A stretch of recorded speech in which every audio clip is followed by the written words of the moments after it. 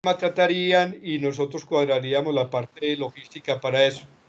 Es de entender que esta reunión es una reunión de amigos, de colegas, no es en términos generales de la Cruz Roja colombiana, pero sí participan dos seccionales directamente, como son la Cruz Roja de Cundinamarca y la Cruz Roja del Quindío.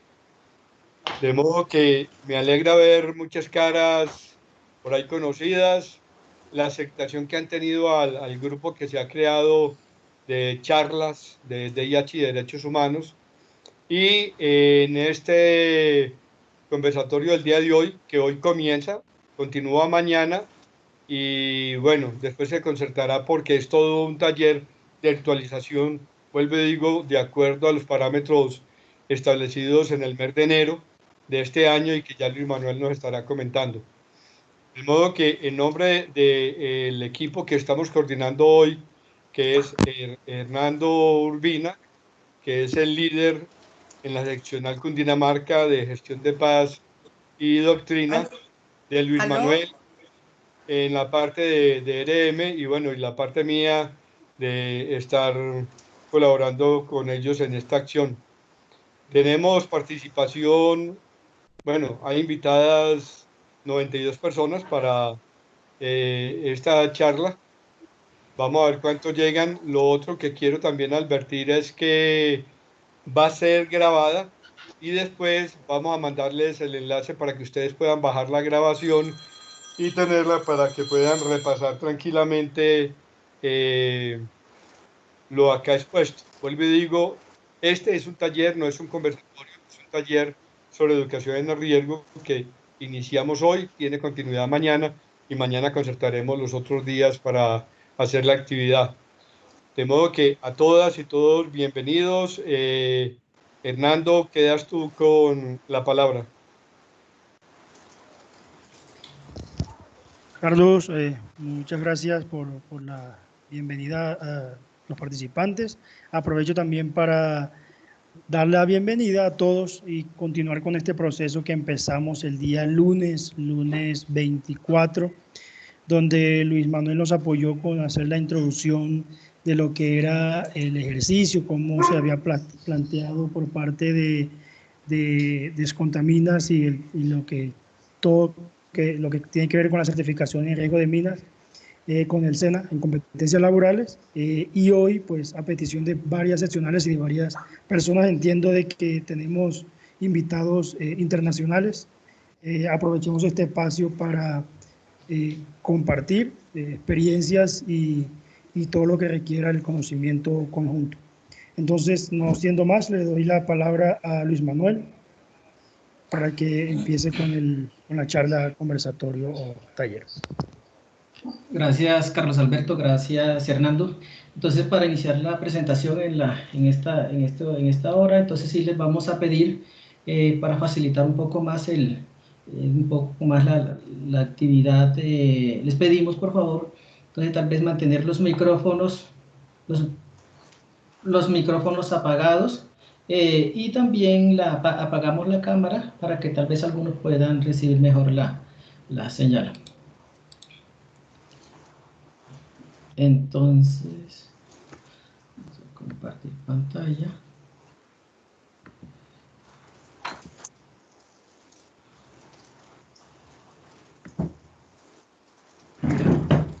Fernando, ¿me confirmas?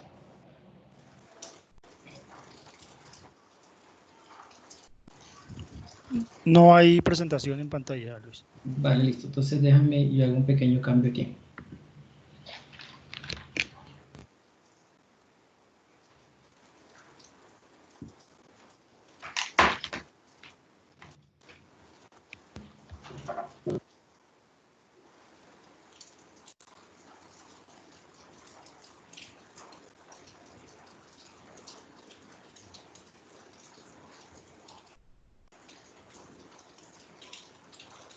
¿Y ahora?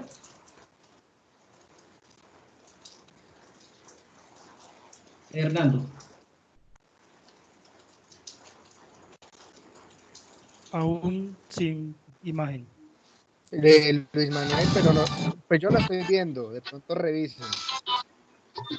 Yo también la estoy viendo. Yo también lo estoy viendo. Yo también la estoy viendo. Listo, muchísimas Sí, gracias. ahí estoy viendo. Uy, entonces soy yo el que no la veo. Déjame reviso entonces. Bueno.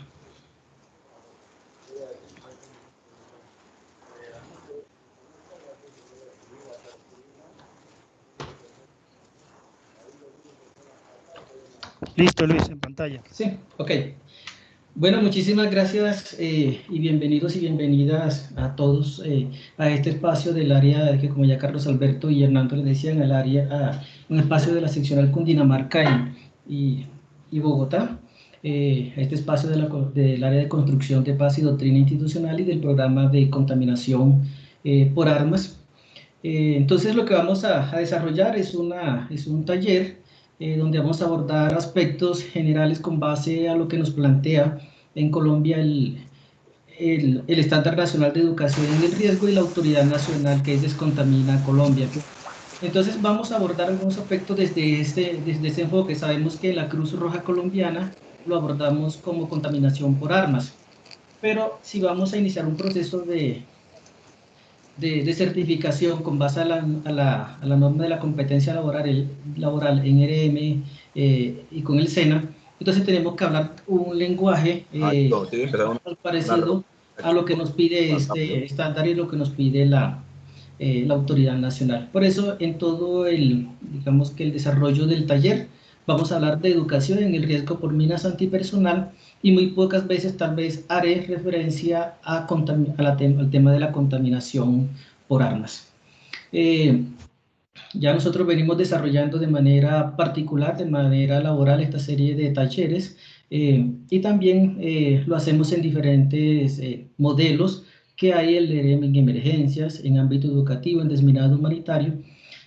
Acá nos vamos a centrar mucho en el tema de RM en emergencias y vamos a dar algunos aportes con relación al tema de RM en ámbito educativo. No vamos a abordar RM en desminado humanitario porque sería confundirlos en este momento, ya que la certificación no nos pide hablar sobre RM en desminado humanitario.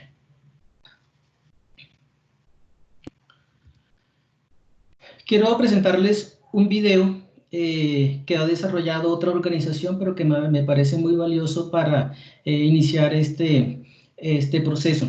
Es un video que ha desarrollado una organización colega que hace educación en el riesgo por minas antipersonal en Colombia y que es uno de los videos que cumple con lo establecido en la Mesa Nacional de Educación en el Riesgo de Mina. Hago relación a qué? Hago relación a que hay una mesa que, digamos, revisa el contenido técnico del video y nos da las autorizaciones para que esta serie de materiales puedan ser replicados. Entonces, voy a presentarles el video. Yo no sé si si lo están escuchando. Perdón. ¿Se está escuchando? Sí, señor.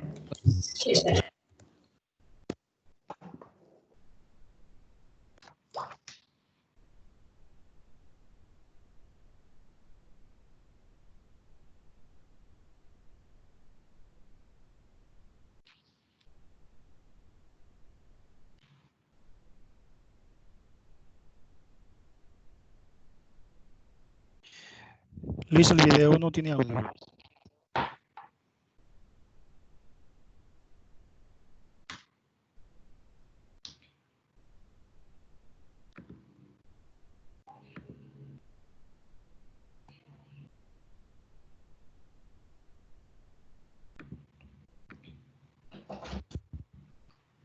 En la parte de arriba se le coloca el volumen. Sí. No tiene el video. No, está.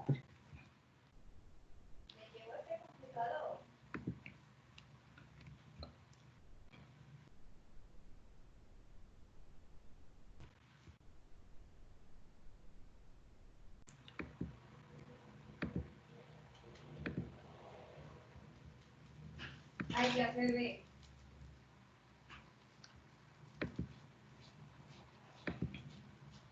USAID, la Fundación Fernando. Antonio Restrepo Barco, Discovery. Con audio. Sí, ahí se estaba escuchando. Y Computadores para Educar han decidido unir esfuerzos para ayudar a mitigar una realidad que permanece en más de 600 municipios colombianos y a la fecha ha cobrado más de 11.000 víctimas. Durante décadas, en los más bellos paisajes de Colombia, se ha escondido una terrible amenaza. Y la violencia ha dejado una amenaza silenciosa. Las minas antipersonal, las trampas explosivas y las municiones que permanecen sin explosionar. En el campo encontramos artefactos explosivos diseñados para herir, matar o mutilar. Estos artefactos son activados por la presencia, proximidad o contacto de la propia víctima. Han quedado municiones sin explosionar como bombas, balas, morteros y granadas que evidencian la crueldad de la violencia. Las trampas explosivas se camuflan en balones, ollas, celulares y objetos cotidianos que se convierten en armas mortales. Estos artefactos siguen mutilando, cobrando vidas, limitando espacios y vulnerando los derechos de las comunidades. Sabemos que disminuir accidentes es una labor compleja y constante, pero es posible prevenir el riesgo por estos artefactos a través de la educación. Todos los colombianos pueden y deben aprender a protegerse de esta amenaza, incorporando nuevas tecnologías, combinando medios masivos y pedagogía presencial. Proyectos de educación como Pasos Seguros les enseña a niños, niñas, padres, familias e instituciones de las regiones más afectadas del país a identificar peligros asociados a los artefactos explosivos y comportamientos seguros que les servirán para evitar riesgos y cuidar sus vidas y las de sus comunidades. Con esta iniciativa educativa y la acción conjunta de las comunidades, un nuevo aire de esperanza llega a las regiones afectadas, logrando día a día mitigar posibles riesgos y accidentes como un primer paso para salvar la vida de miles de colombianos.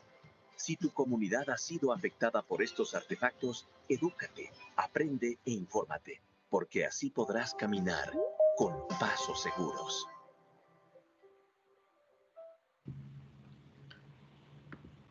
Muy bien, este video es un video muy diciente porque nos refleja la realidad que viven muchas comunidades, muchas personas y muchos niños. En este caso, el video está enfocado a una población joven, a una población que día a día tiene que ir a las instituciones educativas y en ese ir a las instituciones educativas tienen que sortear muchos riesgos. Esos riesgos a veces están camuflados. ¿Por qué? Porque esos artefactos explosivos pueden estar escondidos en un balón, en un juguete, en fin. Y los niños por la curiosidad tienden a coger esos juguetes, eso que para ellos es algo inocentes.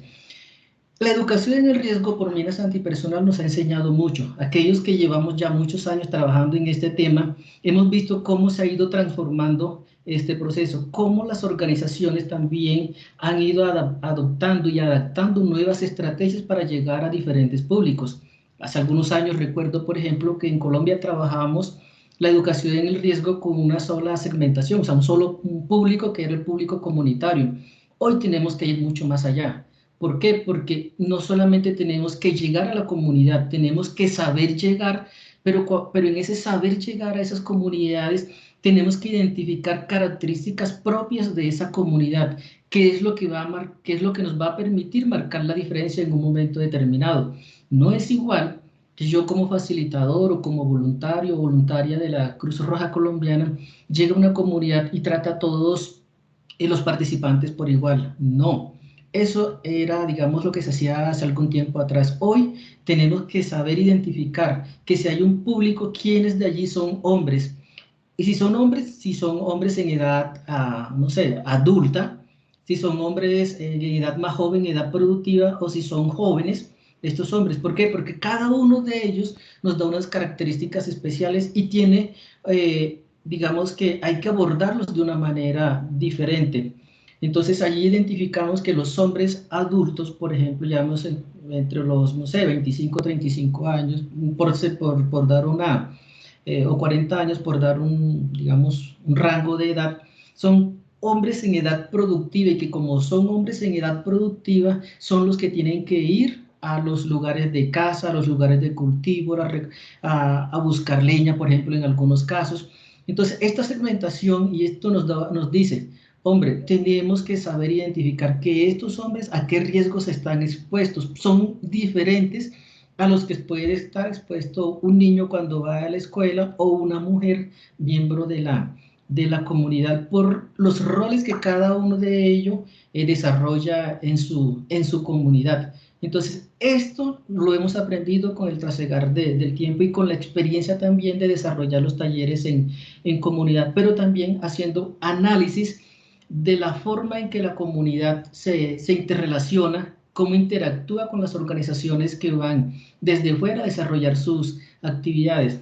Entonces, esto es sumamente importante que lo tengamos en cuenta al momento de desarrollar las acciones. Pero, ¿por qué hacemos educación en el riesgo por minas antipersonal en Colombia? Colombia es un país muy bonito, es un país muy variado, tiene una topografía hermosa, tiene comunidades que se encuentran en lugares muy remotos, en fin, todo eso, más, bueno, sumándole a la situación de conflicto que se está viviendo, de conflicto armado, todo eso hace que se presenten, y lo ven ustedes en la presentación, unas víctimas, ya hablando directamente con relación al tema de las personas afectadas por esta problemática. Estas estadísticas, con corte al 30 de abril de 2020, nos dan aquí unos datos. El histórico de víctimas hasta 2020, desde 1990, es de 11.858 personas afectadas. Solo en 2020, solo en lo que va corrido de este año, se han presentado 54 víctimas. De esas 54 víctimas, por ejemplo, en el departamento de Nariño, y está muy relacionado, por ejemplo, con Tumaco, que es uno de los municipios más afectados en Colombia, y unos municipios que están allí muy cercanos a Tumaco, hubo un hecho que arrojó varias víctimas. Entonces, eso es importante tenerlo en cuenta, que en un solo evento puede arrojar varias personas afectadas. Desde este total que hablábamos inicialmente en el histórico, se han presentado 9.552 personas heridas, que nos da un porcentaje de 80.5%. Un restante de personas muertas, 2.306. Y aquí hay un dato también interesante, las víctimas civiles. El 61% de todo este conjunto de personas afectadas han sido civiles, y tan solo un 39%, según las estadísticas reportadas a Descontamina Colombia, estos son datos de Descontamina Colombia, son militares. Aquí hay otro dato que también es muy importante para nosotras las organizaciones que trabajamos el tema, o para quienes estemos pensando en presentar proyectos, que las víctimas mayores de edad, es decir, de los 18 años en adelante, son 10.638, es decir, un 90% de las personas. Y de ese 90% que tenemos allí, también es importante tener en cuenta que era lo que ya les decía anteriormente, la mayoría son hombres o mujeres en edad productiva, y que se han visto afectados cuando desarrollaban labores propias de su rol en su comunidad y en su familia. De este total, vemos que un 65% de víctimas son de sexo masculino. Esto nos dice primero, y aquí hay incluso otra serie de datos que nos aparecen, que yo digamos, no lo registré, es el número de población étnica afectada, cuántos indígenas, cuántos población afro, cuántos en zonas remotas, o cuántos en zonas de, llamémoslo, por ejemplo, centros poblados, cuántos de ellos, qué tipo de artefacto, por ejemplo, con qué tipo de artefacto se han visto afectados, por mina antipersonal, por munición sin explosionar o por trampa explosiva. Todo ese conjunto de datos, todo ese conjunto de información es muy importante para nosotros, como ya les decía anteriormente. ¿Por qué? Porque en la medida en que nosotros hagamos análisis, nos va a permitir definir una estrategia tal vez de difusión de información o una estrategia para el desarrollo de las capacitaciones. Pero también nos va a permitir identificar a qué tipo de población nos podemos enfocar en la medida en que desarrollemos el proyecto. Tal vez a población joven escolarizada o población joven no escolarizada. Si lo vamos a hacer con un grupo étnico específico, por ejemplo, si lo vamos a hacer con Guaunán o con Embera o con población afro, eso nos obliga a nosotros a crear y diseñar una estrategia con base a las características de este tipo de público en específico. No es igual que abordemos a la comunidad Guaunán o a la comunidad Embera, aunque vivan en la misma región, aunque parezcan que las costumbres o las culturas son, digamos, pudieran ser iguales, en realidad en el fondo no lo son. Entonces tenemos que identificar todos esos tips, esas características para poder impactar de manera positiva en quienes participan de los talleres y con ello, que es el fin de la educación en el riesgo de minas antipersonal, generar una cultura de comportamientos seguros y con ello reducir el número de víctimas. Entonces, esto es solamente una parte de todo el conjunto de cifras que podemos obtener y que lo podemos encontrar en la página de Descontamina Colombia y que son datos valiosos para cuando vamos a presentar proyectos o vamos a desarrollar algún tipo de estrategia en específico. Hernando, ¿cómo vamos? ¿Sí se está escuchando? Sí, señor, claro. Listo. Si hay preguntas, entonces las vamos haciendo y Hernando me las va transmitiendo. Bueno, entonces, todo esto que les he presentado acá nos lleva a otra parte, a otro componente, a otro análisis que debemos tener en cuenta y que ya tal vez algunos lo hemos abordado de una u otra forma cuando hemos recibido los talleres o cuando hablamos de otro tipo de afectación comunitaria por otras situaciones.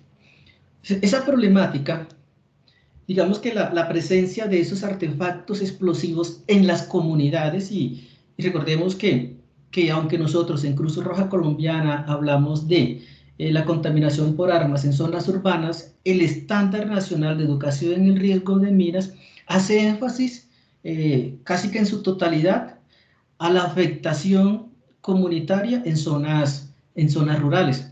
Todavía, yo creo que lo hablábamos la vez pasada, no estamos hablando en la Mesa Nacional de ERM, a excepción de la Cruz Roja Colombiana y el Comité Internacional de la Cruz Roja, de artefactos explosivos en zonas urbanas. Entonces, en esta presentación vemos que hay unos ámbitos de afectación, podríamos llamarlo de esta forma. Entonces, hay un componente comunitario. ¿Cómo estos artefactos explosivos, es decir, las minas antipersonal, las municiones sin explosionar y las trampas explosivas, afectan a la comunidad?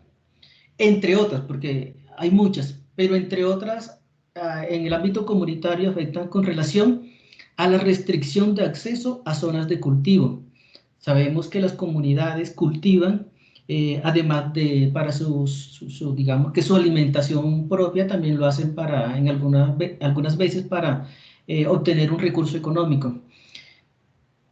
Con la presencia de estos artefactos explosivos, ya ellos no pueden llegar a esas zonas donde generalmente cultivaban.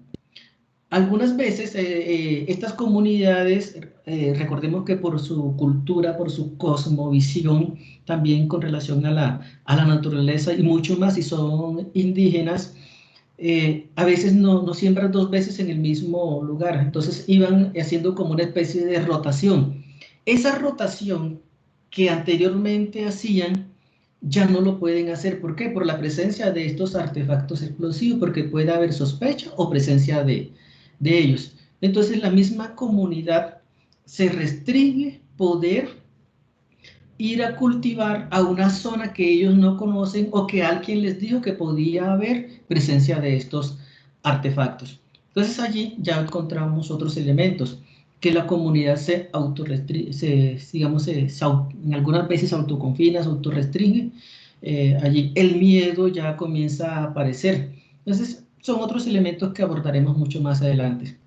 El olvido de rutas, el olvido de caminos, esto quiere decir que si una comunidad generalmente utilizaba, y lo he escuchado mucho en las capacitaciones cuando uno va el camino real, el camino tradicional, lo utilizaba mucho, a veces lo deja de utilizar. ¿Por qué? Porque alguien dijo, no, es que allí pudieron haber instalado artefactos explosivos. Entonces la comunidad, por miedo y por la información que le llega en el tema de los mensajes de comportamiento seguro, ya no van a poder utilizar ese mismo camino, y a veces tienen que utilizar caminos que para comunicarse de una comunidad a otra. Si en el camino normal utilizaban un camino X, y ese camino, la ruta demoraba, no sé, media hora, por la presencia o por la sospecha de estos artefactos, ya no lo utilizan, tienen que tomar otro, y ese otro camino puede ser mucho más lejano, tal vez una hora o hora y media. Entonces son algunas de las situaciones que se pueden presentar en la comunidad. Con relación a la población indígena, ellos tenían y tienen lugares sagrados, ellos utilizan mucho la caza o la pesca, y ya tampoco lo van a poder hacer. ¿Por qué? Porque esos lugares sagrados fueron transgredidos, fueron ya, digamos que hubo la presencia de personas externas a esa población, y pudieron haber dejado explosivos en esas zonas. La caza, y recordemos que la caza, en la forma en que ellos lo hacían, era poder llegar, meterse a la montaña, llegar hasta allá, camuflarse allí entre la naturaleza, sin temor a que pudiera haber un artefacto explosivo, sino que ellos iban pendientes de ese animal. Ya no lo pueden hacer, porque también la presencia de los grupos armados, y tal vez la sospecha de que allí pudo haber combates, o pudo haber la instalación de esos artefactos, ya no le va a permitir llegar a esos lugares. Y uno, pues, cuando interactúa con este tipo de población, ellos muchas veces dicen, no, ya nosotros no salimos a cazar, nosotros nos toca criar todos estos animales aquí cerca de la casa, cerca de la comunidad, porque han habido personas que han resultado muertas cuando han ido a cazar, entre otras muchas afectaciones que hay para la población indígena. Los riesgos para los pescadores también es importante considerarlo, y es con relación a este punto, cuando hacíamos la actualización de los mensajes, que eso es una actividad que realizamos entre febrero y marzo, donde algunas organizaciones fuimos invitados a digamos, hacer ajustes y hacer aportes con relación a los mensajes, y hay que también darle el crédito a Ana María del Comité Internacional de la Cruz Roja, quien expuso que había que incluir en los mensajes de comportamientos seguros el cuidado que se debía tener cuando las personas llegaban y andaban no sé, en botes, por ejemplo, y llegaban a ciertos puertos o pasaban por ciertos lugares. Porque los caminos no solamente son los caminos que utilizamos y que uno piensa son de tierra, también hay caminos acuáticos, por decirlo de alguna forma, y también había que considerarlo e identificar que también allí habían riesgos. Anteriormente yo decía que el tema de los artefactos explosivos, a manera técnica, no vamos a hablar de sembrar minas antipersonal. Digamos que acá no, ya ese término lo estamos recogiendo, no utilizándolo en lo posible. Entonces ya hablamos de la instalación de artefactos explosivos, o la instalación de la mina antipersonal, no la siembra de minas antipersonal. Entonces hablamos de instalación de artefactos explosivos. Eso en el ámbito comunitario. Hay muchos más elementos que abordar allí, y tal vez profundizar un poco más en cada uno de ellos, pero esa parte ya lo haremos en la medida en que vayamos avanzando en cada una de las presentaciones, o cuando hablemos de las 9 lecciones que se utilizan en ERM en emergencia. En el ámbito social, algo recurrente es la estigmatización de las comunidades, incluso el temor, allí que aparece también el temor para no ir a algunas de ellas. Entonces aparece algo, y es que en esta comunidad pudieran ser patrocinadores de los grupos armados, no siendo así, o que todas las personas que están en esa comunidad tienen relación directa con el grupo armado, cosa que tampoco puede ser así. Entonces, todos esos elementos y todos esos condicionamientos sociales que se están presentando allí afectan a las comunidades. Por ejemplo, en algunos casos que hemos conocido, había una comunidad donde tenía una cascada muy hermosa con aguas cristalinas y que era de cierta forma un sitio turístico. Cuando se presentó un accidente por alguno de estos artefactos explosivos, se comenzó a correr la voz que podían haber más y que de cierto donde hay una mina puede haber otra. También se comenzó a hablar de la presencia de otros grupos armados y que, pues, bueno, una serie de cosas que se dan allí, y ya no hubo más personas que fuesen a esa cascada, y esa cascada quedó en el olvido.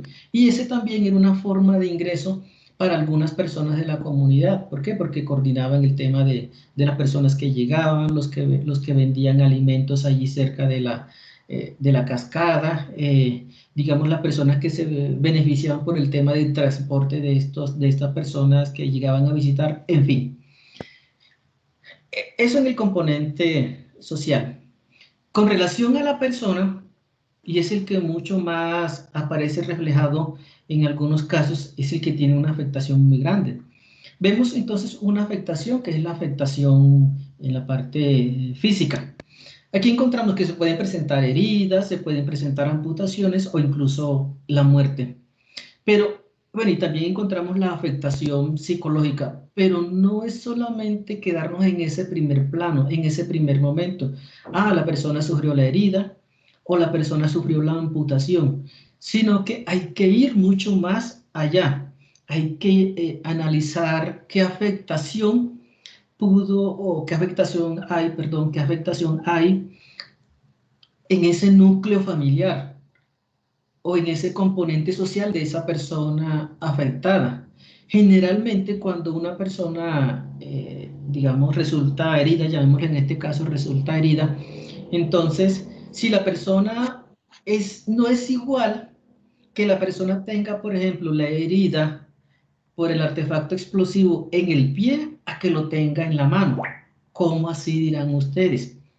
Resulta que pudiera entenderse que yo no sé cómo se transmite esa información allí, porque como por la experiencia que tengo de diferentes departamentos, siempre digamos que es transversal la información en ese sentido. Entonces, si la persona herida es en el pie, es que iba caminando, pisó el artefacto, listo. Era una persona, digamos, que pisó ese artefacto explosivo, pero cuando la herida es en la mano, inmediatamente van a pensar, eso es que lo estaba manipulando. Entonces, aunque a la persona no lo hubiese estado manipulando inmediatamente, hay quienes piensan eso, entonces comienzan esa serie de comentarios que afectan a la persona. Entonces, era que lo estaba manipulando, que pertenecía al grupo, y no solamente se ve afectada a la persona, sino su núcleo familiar. Eso es solamente una sola parte de eso que podíamos ver allí. Otra afectación, por ejemplo, y que está siendo abordada por algunas organizaciones que tienen el tema de la asistencia integral a víctimas, es con la afectación por género. En el caso, por ejemplo, hablemos ya de aquí de las mujeres específicamente, en el caso de las mujeres cambian su rol, el rol que anteriormente venían desarrollando. ¿Cómo así? Si el afectado puede ser, por ejemplo, el esposo de la señora y tienen su familia, sus hijos, entonces la mujer cambia ese rol inmediatamente e incluso adquiere otros que antes no tenía. Esto es, que mientras el esposo se está recuperando, la señora le brinda todo el acompañamiento allí en el centro asistencial. Pero además de eso, ustedes saben que muchas veces hay que hacer vueltas con trámite de las instituciones de salud por fuera de ese centro hospitalario.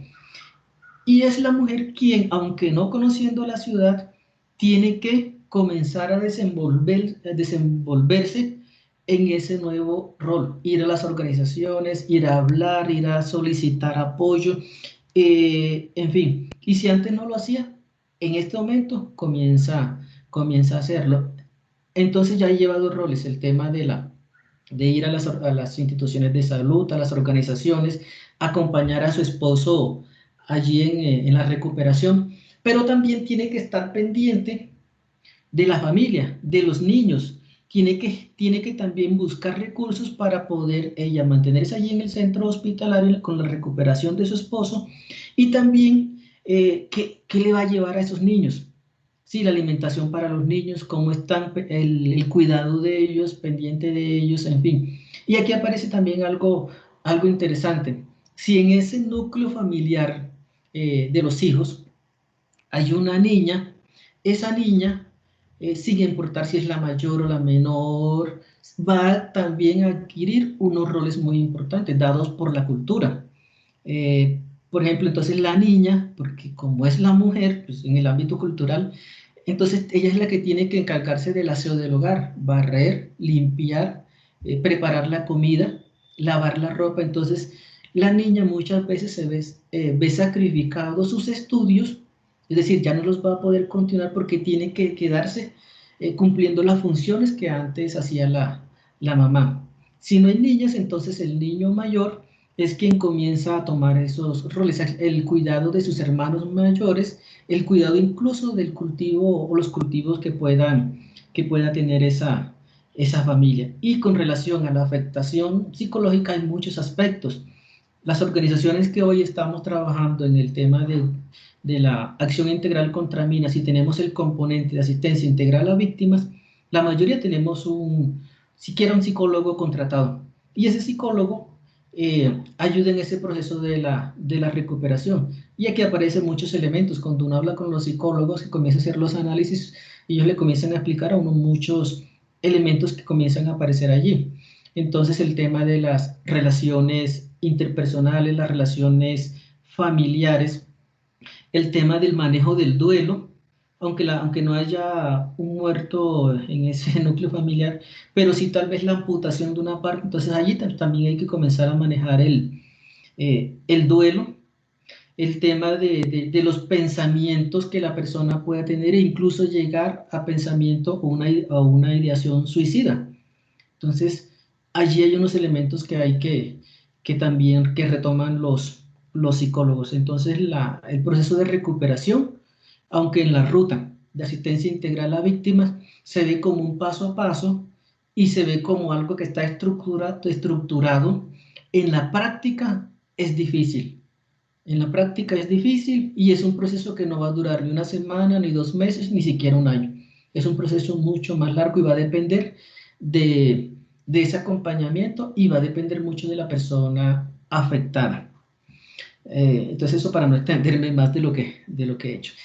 Allí con relación al tema de la persona. Y en el componente ambiental, allí hay algunas organizaciones que nos están diciendo, miren, cuando este artefacto explosivo es instalado en esta zona, también genera una contaminación ambiental. ¿Por qué? Porque son elementos extraños a la tierra, no sé, a ese componente natural que estaba allí. Entonces eso también está generando una contaminación ambiental. Y no estamos hablando de porque haya una mina antipersonal instalada, porque en una zona pueden haber muchísimas minas o otros artefactos que pudieron haber quedado por situaciones de combate o que tal vez fueron removidas por otras situaciones que se pudieron haber dado. Hernando, ¿cómo vamos? ¿Preguntas, aportes? De momento teníamos inconvenientes con unas personas que no podían ingresar, pero ya están intentando. Sí, hay muchas personas que dicen que no han podido entrar, que ha sido difícil.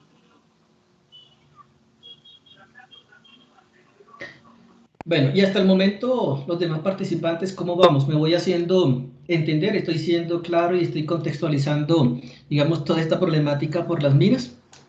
Sí, va muy bien, muy claro. Bueno, muchísimas gracias. Si cuando tengan algún... ¿Sí? Acabé de entrar, pero gracias, Alicia. vamos Me también me alegro ingresando. que te hayas podido entrar porque esto está muy interesante, muy bueno. Sí, sí, alcancé un poquito de la charla. Bueno, Bueno, Un me poco alegra. tardecito, pero ya ingresé. entonces bienvenidos y bienvenidas a este espacio de la seccional Cundinamarca y Bogotá del área de construcción de paz y doctrina institucional y el programa de contaminación por armas. Y del Valle. Eso, y del Valle presente. Muy bien, entonces, cuando haya alguna duda o algún aporte, con mucho gusto, para eso estamos. Entonces, continuamos.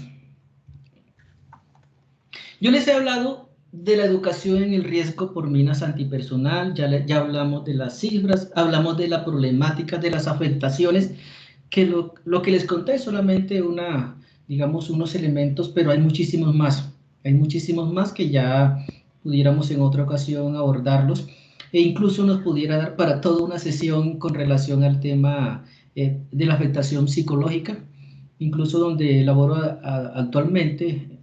Nosotros lo abordamos desde el componente psicojurídico, porque tenemos entendido que no solamente la afectación psicológica, no solamente el abordaje psicológico ayuda a la recuperación, porque una persona puede tener la alimentación, puede tener para pagar los servicios, puede tener sus niños estudiando, pero si no ha accedido a la ruta y no ha accedido a todos esos derechos que ella tiene, eso también afecta a la recuperación. Entonces, digamos que hay que ir por igual, tanto en la parte psicológica como con la parte jurídica. Eso es muy valioso que lo tengamos en cuenta. Entonces, ¿qué es eso de educación en el riesgo por minas antipersonal? Decirles que es un conjunto de procesos. Es decir, lo que nosotros estemos pensando hacer en la comunidad, estructurémoslo. Hagámoslo sistematizado. No tiene que ser una actividad suelta con otra actividad suelta, no. Tiene que obedecer a una planeación estratégica. Tiene que obedecer a una definición de objetivos en los cuales nosotros vamos a definir cuál es la meta, cuál es el público, cuándo lo vamos a hacer, con quién lo vamos a hacer, con quién contamos y sobre todo, cuál es el personal capacitado con el cual nosotros vamos a llegar a esa comunidad. Acá hay algo muy interesante, y es que si yo me equivoco al momento de estar transmitiendo un mensaje a una comunidad, un mensaje de comportamiento seguro a una comunidad, si yo me equivoco, eso puede costarle una pierna, una herida y hasta la vida a una persona. Entonces tenemos que ser muy cuidadosos, muy conscientes de lo que estamos hablando, cómo lo estamos hablando, e ir haciendo en ese feedback el análisis si la persona, los participantes me están comprendiendo, me están entendiendo lo que yo les quiero transmitir. Por eso siempre debo estar preguntando y debo estar contextualizando y debo estar preguntándole a la comunidad qué ha pasado allá, para ir siempre en ese sentido, ir evaluando la pertinencia de la información que le estamos dando. Y por eso anteriormente les decía, tenemos que identificar el público y tenemos que identificar con qué tipo de artefactos explosivos están accidentando las personas. Y ya los otros elementos que también abordamos, el tema del lenguaje, el tema del grupo étnico, en fin. Entonces, esto es un conjunto de procesos que está dirigido ¿a qué? A la población civil. Está dirigido a población civil donde se sospecha o hay presencia de artefactos explosivos. ¿Cómo sabemos eso? Hombre, porque ya ahí las estadísticas nos lo dicen. Además de que pueden haber, digamos que en una comunidad puede no haber accidentes, pero sí también el índice de accidentes puede ser alto, de incidentes, perdón, puede ser alto. Entonces, ahí hay otros elementos que hay que considerar, entonces, pero siempre van dirigidos a la población civil. ¿Y qué se busca con la educación en el riesgo por minas antipersonal? Por un lado, sensibilizar a las comunidades sobre la problemática que este tipo de artefactos generan en las comunidades y en las personas. ¿Por qué? Porque hay personas que creen, es que eso nunca me va a pasar a mí, eso a mí nunca me va a afectar, eso está lejos de mi comunidad, acá los grupos armados llegan, han tenido combate, pero aquí nunca ha pasado nada. Entonces, ya incluso cuando uno desarrolla otros talleres, o cuando uno desarrolla el tema, por ejemplo, el tema de cómo desarrollar talleres en la educación en riesgo por minas, allí identifica uno de esos puntos. ¿Quiénes son las personas que son participativas? ¿Quiénes son personas que no les gusta participar? Hay personas que no creen, en fin, todo ese tipo de personas que nos podríamos encontrar en los talleres, lo aborda uno, incluso podríamos abordarlo mucho más adelante. Pero lo primero es la sensibilización. Si yo no tengo a la comunidad donde voy a desarrollar las 9 lecciones, si no los he sensibilizado previamente, puede ser que no consiga el efecto esperado. Y esa sensibilización yo la puedo hacer de diferentes formas. Y esa sensibilización nosotros en Cruz Roja Colombiana tenemos muchos elementos, tenemos muchos recursos que podemos utilizar para ese abordaje y ese acercamiento comunitario. Y luego también, ¿qué buscamos? El fomento de una cultura de comportamientos seguros. O sea, fomentamos que la comunidad adopte, interiorice y aplique una serie de comportamientos seguros que en últimas va a repercutir en ellos mismos. ¿Cómo así que en ellos mismos? Hombre, si la persona aplica esos comportamientos seguros, entonces ya, por ejemplo, puedes saber que en una zona donde hay presencia de grupos armados, donde han habido combates y donde han habido incidentes e incluso accidentes, se puede pensar que pueden haber artefactos explosivos, tipo minas antipersonal, tipo munición sin explosionar, o trampas explosivas. Entonces hay un mensaje, por ejemplo, que dice, camino seguro, salga de día, viaje de día y regrese de día. Si no lo botó, no lo recoja. Donde hay una mina, hay más. Entonces, digamos que esos son solo algunos ejemplos, pero ¿cómo logro yo que la persona, la familia, la comunidad adopte esos comportamientos seguros? No es solamente decirle, mire, es que eso va a evitar que ustedes no se conviertan en víctimas, que no se accidenten, en fin. Tenemos que ir mucho más allá. Entonces uno tiene que comenzar a desglosar en esa comunidad e incluso parte de la sensibilización puede hacerse también allí. Uno le puede preguntar, bueno, ¿ustedes para dónde salen acá? Los hombres, ¿a dónde salen a cultivar? Entonces, bien, es que yo salgo, es que sí, estamos caballeros allí. No, yo salgo de aquí, voy a la punta de la montaña y allá tengo mi cultivo de arroz o mi cultivo de maíz. Caballero, ¿y a cuánto está su cultivo de aquí? No, eso está como a 1 hora y media. Entonces uno hay que decirle, ¿qué pasaría en caso de? ¿Qué pasaría si usted tiene, digamos, si una persona haya sufrido un accidente, tienen que traerlo acá, digamos, ¿qué pasaría allí? Si lo tienen que llevar hasta el pueblo más cercano, ¿cuánto tiempo demorarían? ¿Qué recursos le generarían? Sus hijos tendrían que quedar solos, ustedes tendrían que vender una vaca o el cerdo que tienen allí. Entonces uno comienza a sacarle cuentas, pero también de lo que podía pasar, pero también comienza a identificar económicamente cuánto le cuesta eso. Y además de otros impactos, por ejemplo, y sus niños tendrían que quedar solos. ¿Quién estaría al cuidado de ellos? ¿Quiénes estarían pendientes? ¿Cómo harían con la alimentación? ¿Cómo harían con la escuela? ¿Cómo harían? En fin, todos esos elementos y no quedarnos solamente en que les va a afectar la vida. Hay que llegar siempre mucho, mucho más allá. Y aquí yo creo que ya anteriormente lo he dicho y no había caído en cuenta, sino hasta ahora he dicho 2 palabras. Incidente y accidente. Aunque eso lo vamos a abordar mucho más adelante en la explicación en los conceptos básicos, que es la lección 1 de la ruta pedagógica. Entonces, pero puedo decirles que accidente es cuando hay una persona que ha resultado herida o muerta.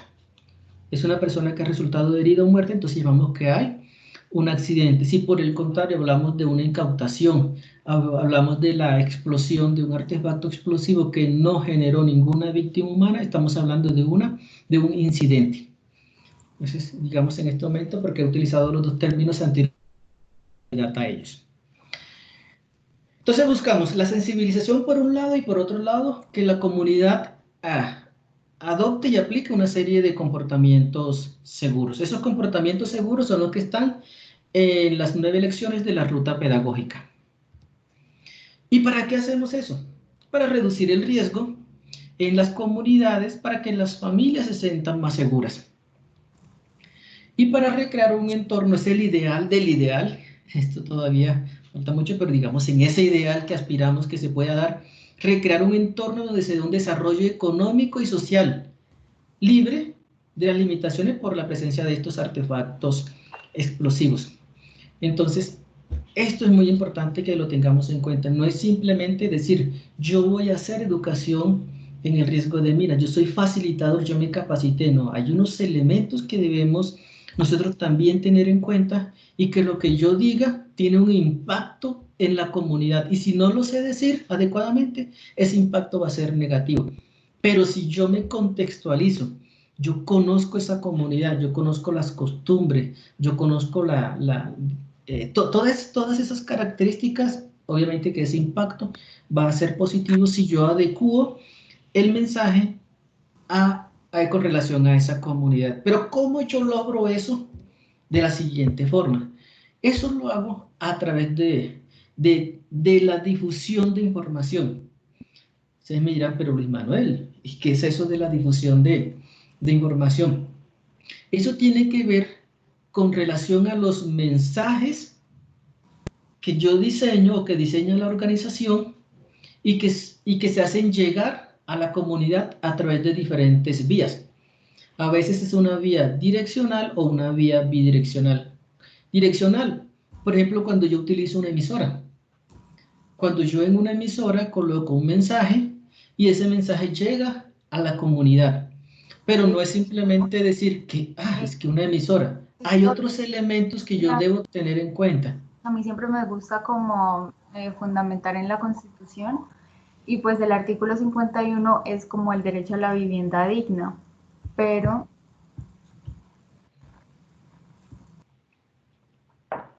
¿Sí?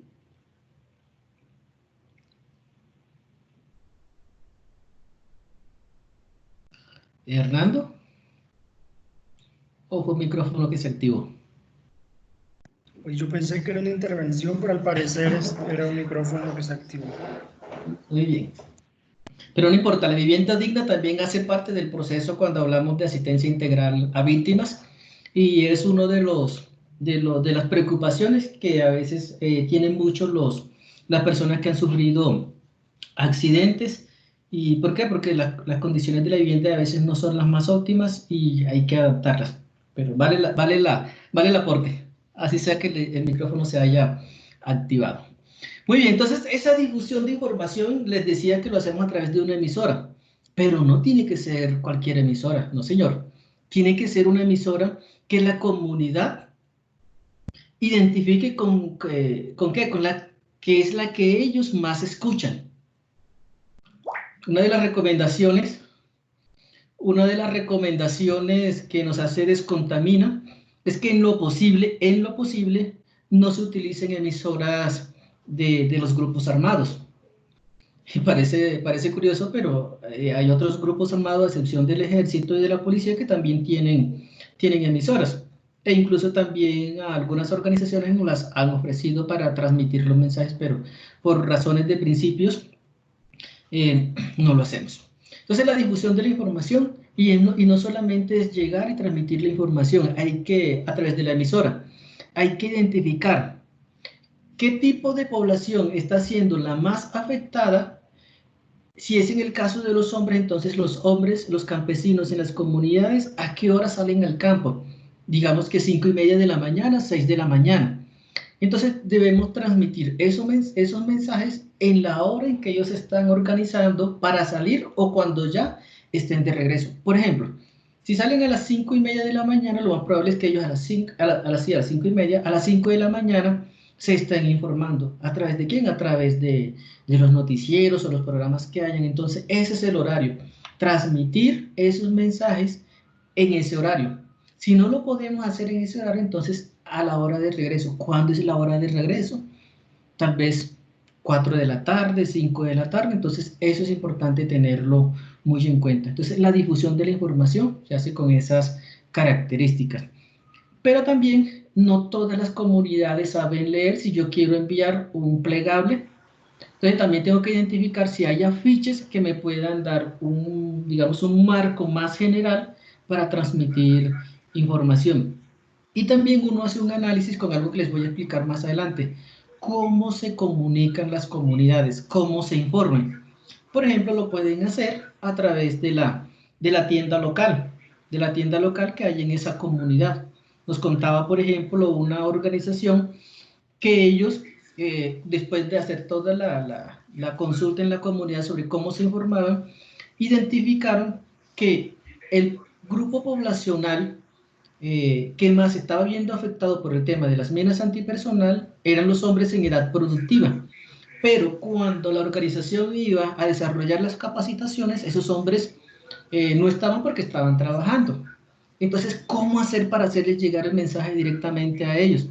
Después de analizar digamos, hacer el análisis en la comunidad, se identificó que los hombres sagradamente, sábados en la tarde, domingos, sábados en la tarde en la cantina del pueblo, y domingos en la cancha allí. Entonces, allí lo que hicieron, diseñaron paquetes tal vez de afiches y los pegaron en la cantina del pueblo, bueno, de la vereda, perdón, en este caso.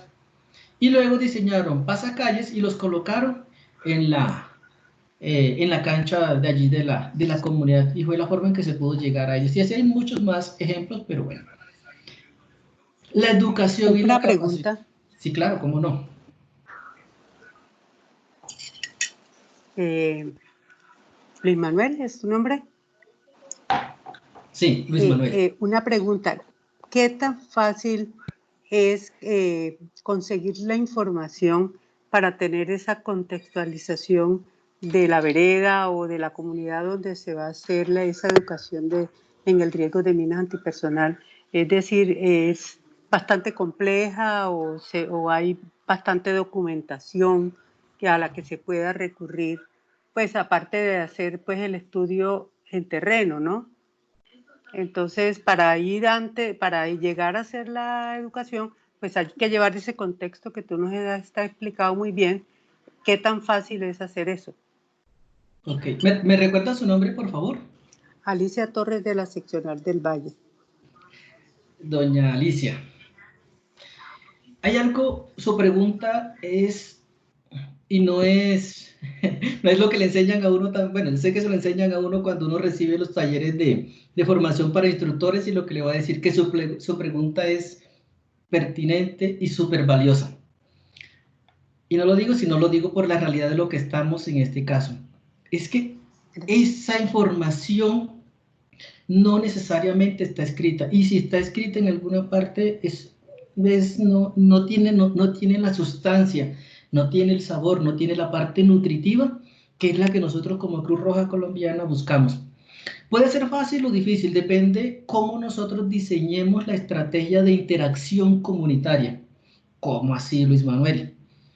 Es decir, cómo yo voy a llegar a la comunidad, voy a utilizar esas estrategias rompehielo, cómo yo me voy a acercar al líder comunitario. ¿Y quién puede ser un líder comunitario? Puede ser el presidente de la Junta de Acción Comunal, o puede ser el docente que está allá, o una persona que a veces no está en ninguna de estas organizaciones de base, pero que tiene un papel relevante en la comunidad.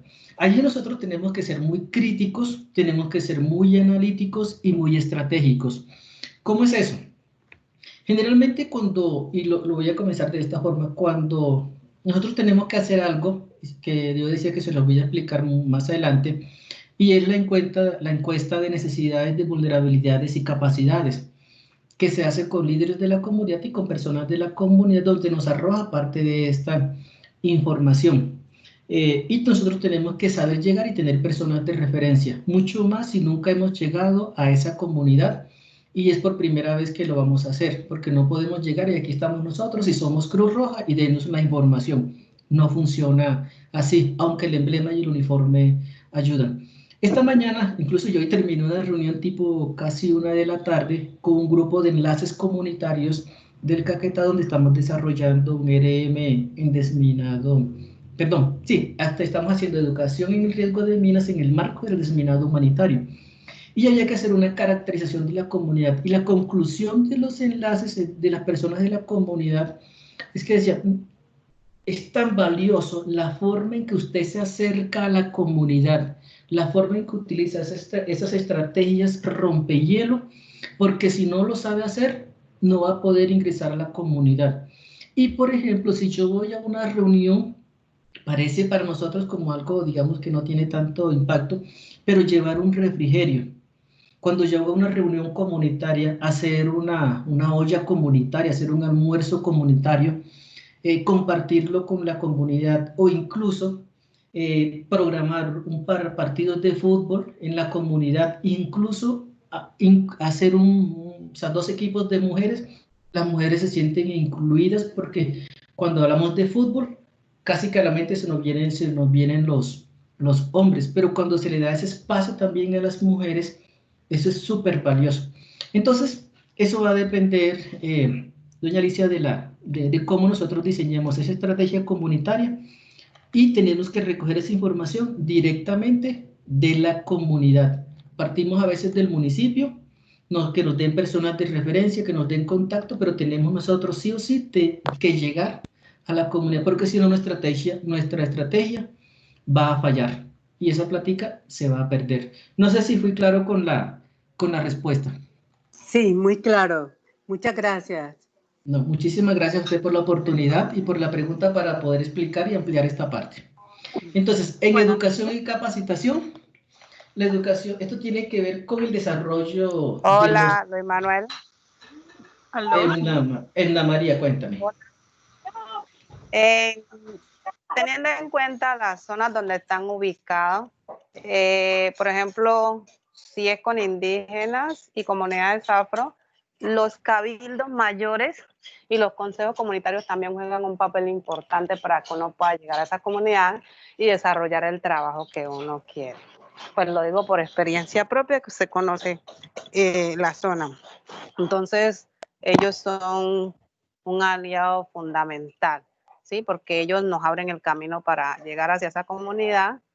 Y el tema de la olla comunitaria funciona muy bien. Por ejemplo, el caso de los indígenas, como ellos tienen unos reglamentos y en ocasiones dicen de que no pueden asistir a las capacitaciones o a las reuniones porque nadie les garantiza la alimentación.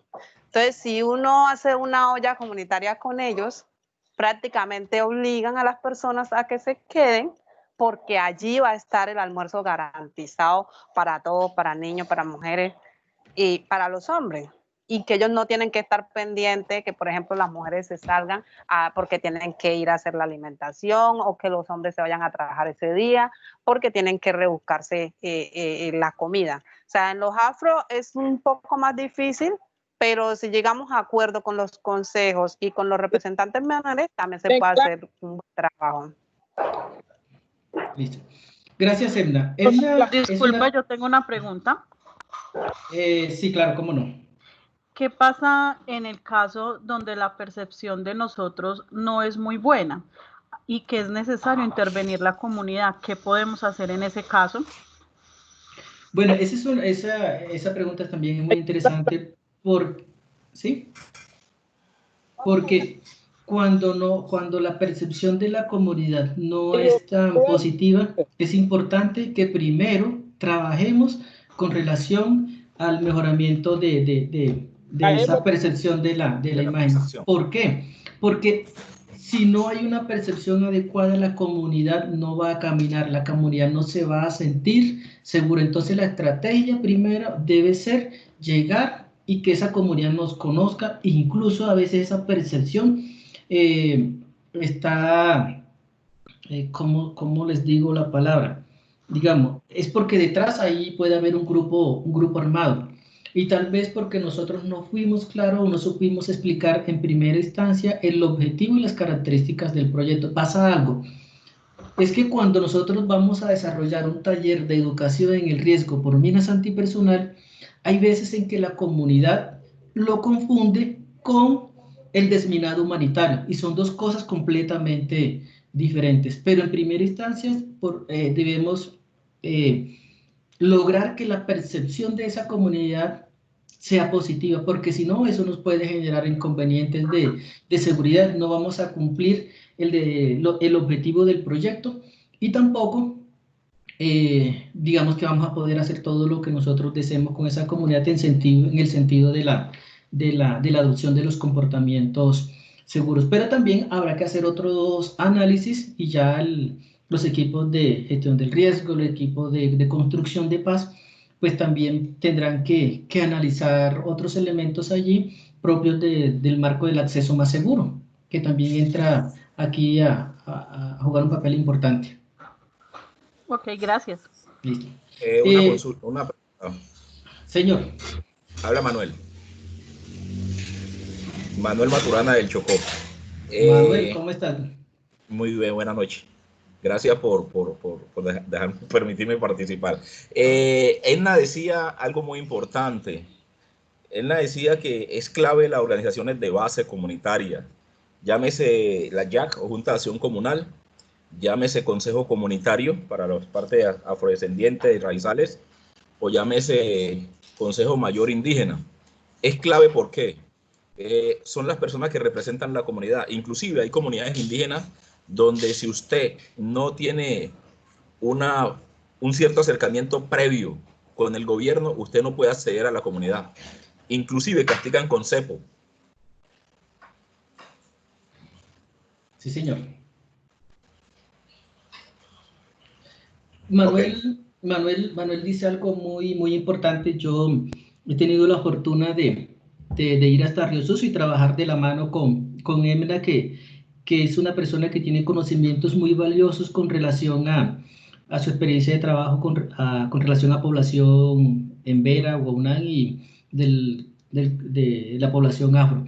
Incluso con Edna y con el equipo de allá, con la experiencia que tuve, pues nunca había andado tanto en bote. Estuvimos pues muchas horas en bote, comimos allí a la orilla del río, pero luego fuimos hasta una comunidad indígena, no recuerdo ahora si fue en Vera o Guaunán, y allá pernoctamos. Fuimos a Embera y Guaunán, fuimos a las dos. Sí, ya recuerdo que fuimos a las dos. Entonces, allá llegamos y nos dijeron algo que nos llamó mucho la atención. Es que ustedes siempre llegan y se van el mismo día. Vienen, nos piden la información y se van. ¿Y por qué no se quedan con nosotros? ¿Por qué no comparten con nosotros? Nosotros tenemos acá una vivienda, ustedes se pueden quedar. Y claro, nosotros hicimos eso. Fuimos allá, conocimos, recorrimos, comimos de la comida de ellos, bebimos chicha, nos bañamos allí en el río.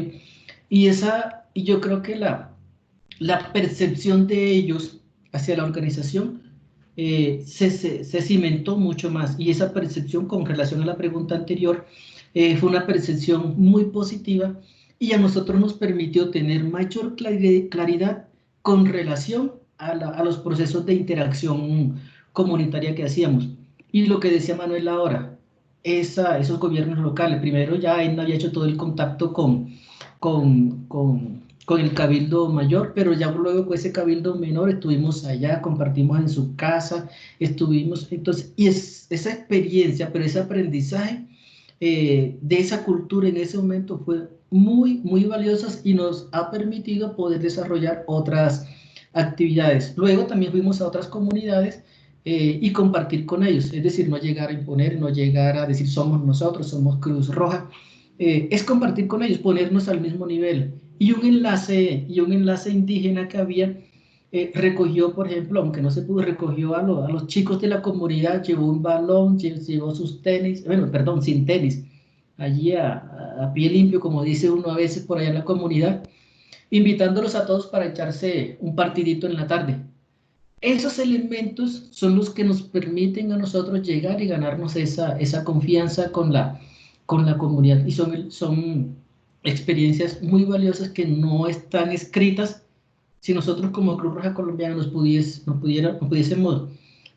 pudiésemos escribir todas eso que nosotros creemos que son minucias, que eso pasa desapercibido, digamos que fuésemos, y aún así lo somos una organización que sabe llegar a muchas partes.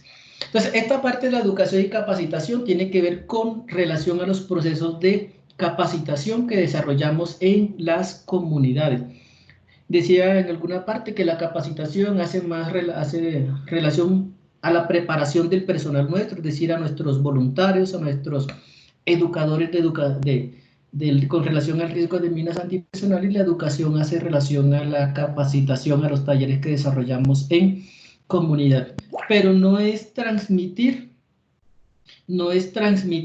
la información tal cual está en el estándar, en la ruta pedagógica. Yo recuerdo que cuando hice mi proceso de certificación en ERM nos inculcaron tanto que debíamos ser tan literales con relación a lo que decíamos.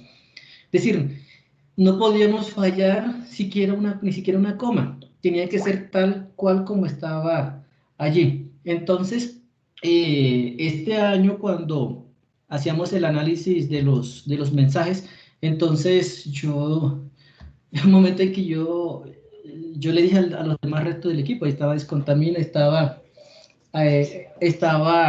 UNICEF, y claro, y otra persona también compartían, y decíamos, ¿cómo es posible que estos mensajes, que a veces están muy rígidos en su estructura, no podamos adaptarlos a ese contexto de esa comunidad? Porque literalmente no lo vamos a poder traducir igual, porque por ejemplo las comunidades indígenas no lo van a entender, tenemos que buscar la forma. Entonces nos decían, no, es que eso no es así, eso ustedes lo pueden contextualizar. Y yo les decía, pero es que cuando a mí me llegaron a evaluar en la certificación de la competencia laboral, me decían que eso no se podía cambiar, tenía que ser tan rígido como estaba allí. Entonces, lo que me decían era, hay que adaptarlo, se puede cambiar, sino que el mensaje que nosotros dimos desde acá fue ese, pero se fue bajando hasta el aspirante a la certificación de la competencia, y eso le crea a uno pánico, le crea temor a uno, le crea miedo al momento de dar la clase. ¿Será que lo dije mal? ¿Será que lo dije bien? ¿Cómo lo estoy haciendo? Entonces es algo que también quiero recalcar acá. Contextualicemos el mensaje de comportamiento seguro al contexto, a la situación real de esa comunidad, porque si no lo hacemos, las personas no van a sentir que ese mensaje les sirve, que ese mensaje es valioso para ellos. Nosotros tenemos que hacer eso, que ese mensaje sea valioso. Si nosotros no logramos eso, no vamos a evitar que una persona caiga o active un artefacto explosivo. No sé si en esta conferencia hayan evaluadores, pero digamos que esa es una de las recomendaciones, poder contextualizar esa parte y no ser tan rígidos, pero bueno, también hay otro documento donde hay algunas recomendaciones que ya más adelante se los compartiremos. Entonces la educación y la capacitación hace relación a ese aspecto. Y la gestión del riesgo comunitario, pues es la forma en que vamos a gestionar ese riesgo que existe en esa comunidad, pero tiene que ser participativo, tiene que también la comunidad sentirse incluida, sentir que lo que ellos han hecho es, digamos, es valioso para tenerlo en cuenta. Señor. Manuel dice que se deterioró el sonido, no sé si todos están escuchando bien. Yo te escucho bien. Yo te escucho bien. Bueno. Bien. Bien, excelente. Entonces, estos tres elementos que tenemos acá. Bueno, perdón, les hablaba de la gestión del riesgo comunitario. Entonces, en la gestión del riesgo comunitario, la comunidad tiene que ser partícipe activo. Tiene que ser partícipe, mejor dicho, 1A. Y tenemos que buscar nosotros la estrategia para que esa comunidad tenga voz y voto en esa gestión de ese riesgo. Por ejemplo, ¿qué hacen algunas organizaciones? Algunas organizaciones construyen un plan de autocuidado comunitario, pero ¿cómo es eso? Nosotros lo hacemos acá de pronto de otra forma. Ese plan de autocuidado comunitario dice, se reúne la comunidad, se reúnen los líderes y a través de diferentes, digamos, modelos o estrategias pedagógicas, la comunidad comienza a priorizar o hace una línea de tiempo, por ejemplo, ¿qué ha pasado? ¿Qué situaciones se han presentado anteriormente? Se han presentado accidentes por minas antipersonal, se han presentado personas heridas en el desarrollo de sus labores, se han presentado personas fracturadas, se han presentado combates, los niños de qué, digamos, qué lesiones tienen más en la comunidad. Entonces, luego de eso, entonces uno comienza a hacer ese análisis de la comunidad. Bueno, ¿y cuándo fue esto? ¿Cuándo pasó esto? ¿Cuándo pasó aquello? Luego se les dice, si ustedes, si nosotros pudiéramos organizarnos como comunidad, ¿ustedes qué creen que deberíamos abordar? ¿Qué elementos deberíamos tener en presente? ¿Qué necesitarían ustedes? Claro, la comunidad de uno le va a decir a uno, no, necesitamos un puesto de salud, necesitamos una enfermera, necesitamos una ambulancia, necesitamos esto, necesitamos aquello. Entonces uno comienza después a bajarle de a poquito todo eso, hasta que generalmente queda un plan comunitario, una ruta en caso de un accidente, y uno generalmente le deja que si el botiquín con la dotación, o incluso hay comunidades que dicen, no, a mí me interesaría tener unos parlantes con un sistema, o sea, un sistema de altavoces donde yo pueda transmitir información, pero también nos gustaría saber cómo responder a la emergencia, entonces uno le enseña primeros auxilios. Y la comunidad queda contenta, y en estos días hablaba con un multiplicador de una zona de alto riesgo de un departamento de acá en Colombia, y nos decía, es que gracias a que yo aprendí primeros auxilios, en la comunidad se presentó un accidente y los que estábamos ahí cerca, que recibimos el taller, pudimos salvarle la vida a esa persona. Y eso era tan valioso, y esa persona casi se le salen las lágrimas cuando estaba contando su experiencia, pero no por la situación traumática, sino porque esa persona pudo ayudar a otra persona que lo necesitaba, y que con su conocimiento bueno, por todo lo que aprendió, pudo conservarle la vida a esa persona. Entonces, este cuadrito, mire todo lo que nos ha dado, y podemos hablar mucho más, pero resulta que ya faltan 10 minutos para las 8 y tenemos que respetar el horario. Entonces, no sé si hayan preguntas, hayan aportes con relación al tema hasta donde vamos en este momento. Buenas noches. Buenas noches. A ver, Rudecindo Andrés Roa, Chocó, Alto Godó, Chocó. Rudecindo, bienvenido. Sí, señor. Agradezco esta oportunidad para ayudar un poco con el tema que tocó Maturana y Edna. Al llegar nosotros a un taller, a dar una información, a una formación, a un grupo indígena, deberíamos tener en cuenta un traductor en la comunidad para que el conocimiento llegue más fácil hacia los demás miembros que estén participando en el taller. Si tenemos el traductor, el conocimiento va a ser más fácil de transmitirlo. Sí, señor. Rudecindo, totalmente de acuerdo. Muy valioso tu aporte. Yo recuerdo en un taller que estuvimos desarrollando en Río Sucio, hay veces que les es difícil en español traducir una palabra al idioma nativo de ellos. Si a nosotros a veces nos queda difícil explicarlo, para ellos es mucho más fácil poder contextualizar a la persona de ese mismo grupo étnico. Eso que Rudecindo nos dice es muy valioso cuando trabajamos con poblaciones étnicas, con poblaciones indígenas. Primero nos permite un acercamiento, primero se lo está diciendo a alguien de su comunidad, y además de eso se lo está diciendo en su lenguaje, y se lo está diciendo en situaciones cotidianas, y eso es muy valioso para este proceso. Muchas gracias, Rudecindo. No sé si hay alguien más. Buenas. Buenas.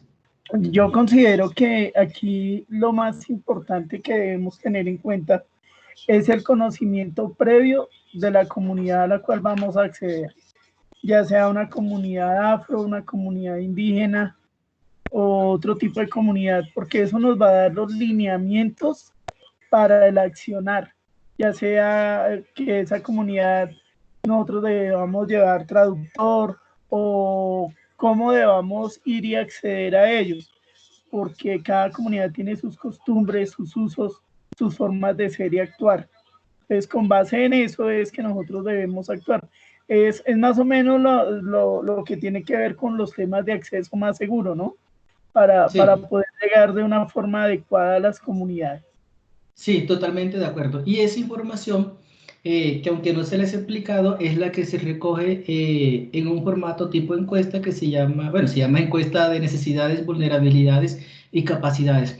Sino que cometemos a veces, digamos que la falla en que no levantamos esa información antes. Entonces, cuando llegamos allá con un superproyecto, con muchas actividades bonitas y pertinentes para nosotros, para la comunidad no lo es. Y si no tenemos esta información que los colegas que han expuesto anteriormente, nos va a ser difícil poder lograr el objetivo de la educación en el riesgo de minas antipersonal. Muchísimas gracias por su aporte.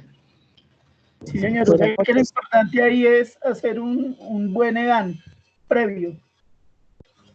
Exacto. En emergencias, en gestión del riesgo se llama EDAN. Nosotros acá digamos el formato en educación en el riesgo de minas se llama encuesta de necesidades, vulnerabilidades y capacidades.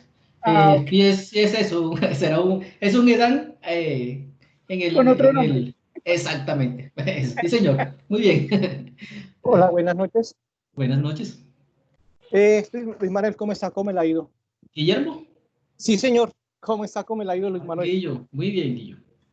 Luis Manuel, ahí te hago un aporte. A ver, cuando nosotros iniciamos ese proceso de concertación con las comunidades, ese abordaje es cuando nosotros identificamos ese líder de las comunidades, esas organizaciones de base, es importantísimo identificar, la principal, identificar si existen otras y existe conflicto entre ellas y hacer el proceso de conciliación.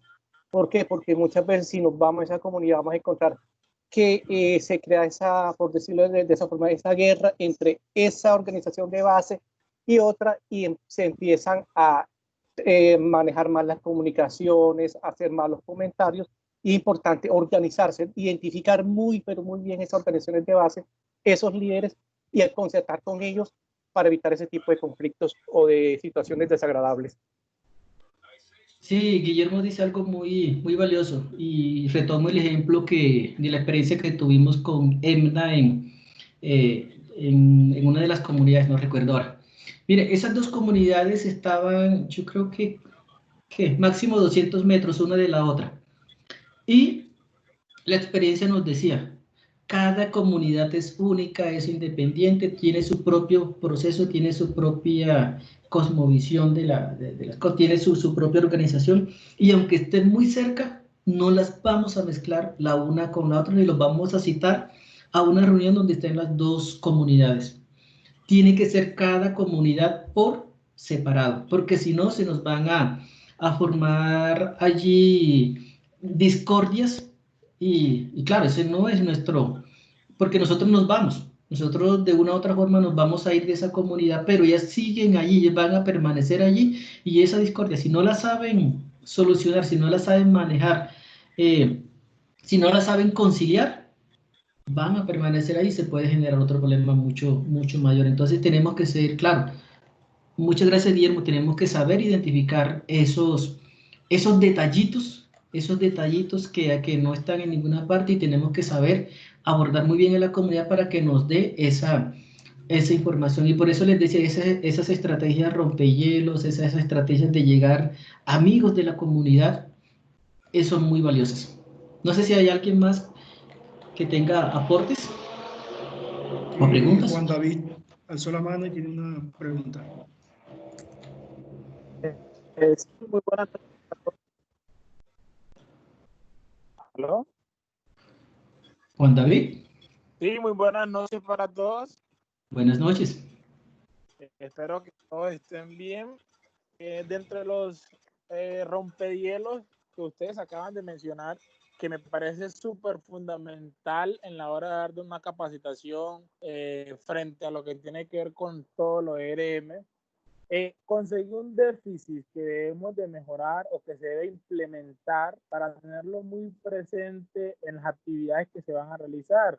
Preguntas como siempre hace la comunidad: no, ustedes vienen, están con nosotros, trabajamos muy chévere, pero se van y no vuelven.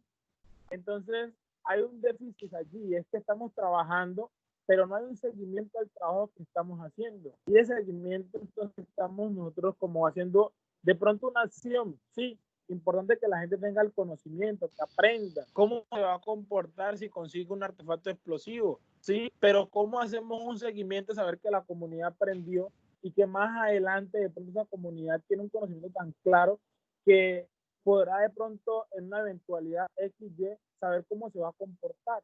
Y entonces encontraba esos déficits que realmente la comunidad me presentaba y yo no sabía qué responder. Entonces sí se deben de tener muy presente, porque se hace un trabajo sí en las comunidades, se tiene muy presente lo que se está haciendo, pero hay veces que no hay un seguimiento a eso. Ok, Juan David, sí, a veces llegamos, desarrollamos el taller y nos vamos. Tenemos que ser muy claros con la comunidad, porque muchas veces hacemos eso, llegamos a la comunidad, desarrollamos el taller, nos vimos, chao, bonito, pero se nos presenta la otra oportunidad de otro proyecto y queremos volver a la misma comunidad, pero resulta que nunca le hicimos seguimiento a la comunidad, nunca les hablamos qué era lo que queríamos hacer, hasta dónde queríamos llegar. Y lo que Juan David dice va también en varios sentidos, y muchas gracias por ese aporte. Uno, en saber si el mensaje que nosotros dimos en esa comunidad realmente la impactó, realmente tuvo eco en esa comunidad. Sabemos que no todos los mensajes se van a adquirir de uno, porque cambiar el comportamiento a veces es complicadito.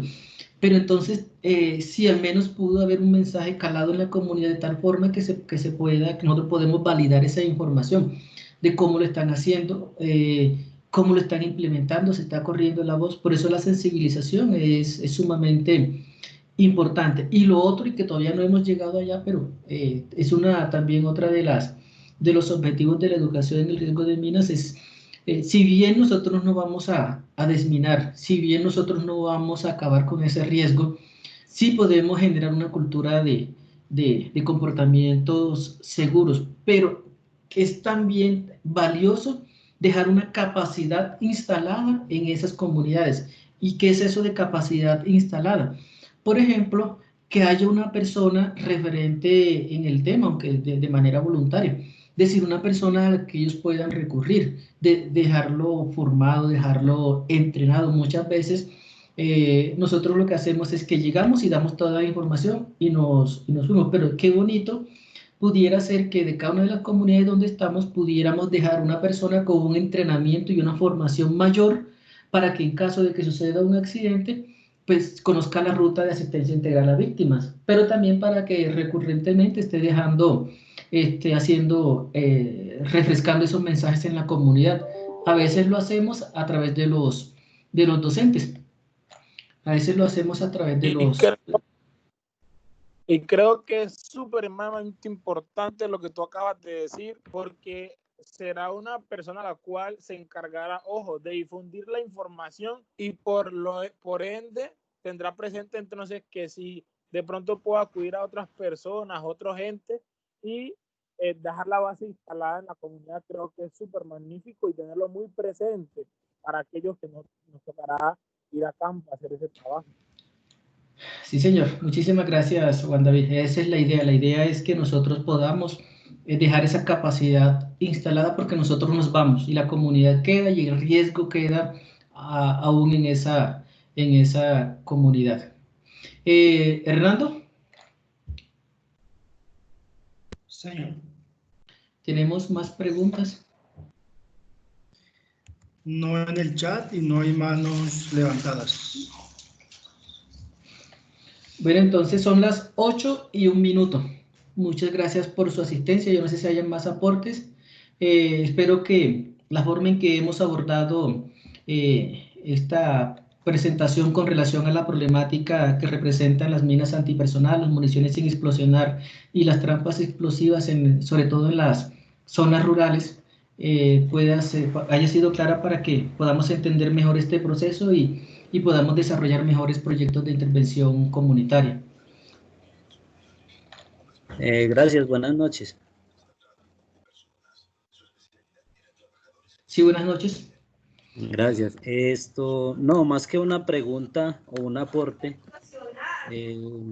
es agradecer a usted y a los compañeros por la conferencia, pues por parte de acá de la seccional Caldas. Aquí estamos presentes y pues muy agradecidos porque se aclararon muchos temas de los cuales se tenía algún tipo de duda y esperamos pues poder seguir contando con ustedes en este tipo de capacitaciones. ¿Ah, se apagó? Sí, claro, muchísimas gracias. No, y mañana continuamos en el mismo horario a partir de las 6:30. Recordemos que estas son varias sesiones porque es un tema que requiere, digamos, varias sesiones para no llenarnos de información en una sola presentación. Entonces son varias sesiones que vamos a estar desarrollando. Muy amable, muchas gracias. Gracias a ustedes por su participación. Luisma, muchas gracias por todo. Allí estaremos mañana si el internet nos lo permite. Gracias, Emina, por tu aporte y nos vemos por el otro canal. Muchas gracias a todos por la participación. Aprovecho para decirles de que la reunión fue grabada y se las compartiremos por si se perdieron algo de la misma. Sabemos que tenemos compañeros que tuvieron dificultad al inicio para ingresar, entonces vamos a compartir el enlace con toda la charla. Bueno, muchísimas gracias. Muchas gracias. Muchas gracias para todos en esta gran información. Paz, amor y buenos corazones. Y el compartir es importante, el compartir de saberes. Dios los bendiga. Amén. Gracias al Hernando y Alberto, ¿cómo está? Luis, hasta luego, muchas gracias. Nos vemos mañana. Un abrazo inmenso y gracias, un abrazo grandísimo. Igual, Una gusto feliz verte y saludarte. A las 6:30 de la noche. Bueno. Dios los bendiga, muy amables. Aldeur, mucho gusto en saludarte nuevamente. Hacía rato que no hablábamos. Estoy ahí dándole a la parte fundamental y tratando de volver a tomar el ritmo dentro del proceso y querer esta gran familia dentro de los procesos de aprendizaje y poder compartir con ustedes y la comunidad y agradecerles por esta gran invitación. Aldeur, un gran saludo. Dios los bendiga. Luis, muchas gracias. Nos vemos mañana nuevamente. Listo, mañana a la misma hora y por el mismo canal. Si Hernando nos manda el link. Sí, Hernando. Yo lo mando, yo soy juicioso. ¿Mandan un nuevo link o el mismo que utilizamos hoy? Yo actualizo el link a fecha de mañana y creería que no cambia. Bueno. Muchas Igual gracias la por el invitación se la enviamos por calendario al correo. Al correo electrónico. Bueno, muchísimas gracias a Luis Manuel y a todas las personas que han trabajado en la logística de esta charla tan interesante y tan que nos ayuda mucho a servir a la comunidad. Y quiero agradecer especialmente a nuestro maestro y gran amigo y jefe, Carlos Alberto Giraldo Gallón, por ser el líder de esta charla y que tuvo una gran acogida, como pudimos darnos cuenta, a pesar de que algunos compañeros tuvieron dificultad en comunicarse, pero mañana yo creo que ya tenemos más experiencia. Muchísimas gracias, Carlos Alberto. Abrazos. Buenas noches. Muchas gracias, doña Alicia, por sus palabras. Buenas noches. Buenas noches. A mí se me facilitó más el ingreso por el link que enviaron por WhatsApp. Entonces, pues no sé si también se podría para mañana la misma opción. Ok, entonces ya ahí miraremos con Hernando y con Carlos Alberto y mirar por dónde te llegó el link, tal vez, y se te puede hacer llegar y a los demás incluso para que tengan diferentes opciones. Por el grupo que creó Carlitos. Y definitivamente muchas gracias por compartirnos esos conocimientos y saberes. Que Dios les bendiga. Amén. Hasta mañana. Hasta mañana. Hasta mañana. Buenas noches. Buenas noches. Mi Manuel, felicitaciones, excelente, muy claro, muy conciso con la información. De verdad, vale la pena retroalimentar esa información. En estos momentos cuando pues estamos frente a esta pandemia de COVID-19, de verdad, felicitaciones, fuerte abrazo. Señor Uri, consulto. Gracias a usted. Desde Excepcional Córdoba, para todos un abrazote gigante. Un abrazo, Guillo.